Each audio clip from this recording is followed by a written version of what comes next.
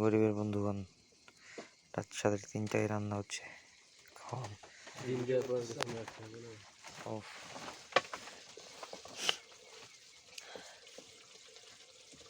আশা করি সেই একটা খাবার হবে স্যার।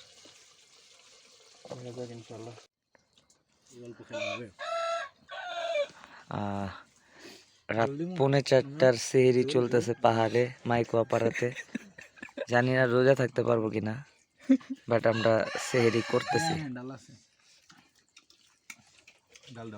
জুমের ভাত, ডাল, স্যারের স্পেশাল ডিম রেসিপি। আচ্ছা, সারাদিন আজকে 13-14 ঘন্টা ট্রেকিং করার পরে আমরা মাত্র 15 ঘন্টা খাইতে বসলাম। আল্লাহ ভরসা। আমি নিছি।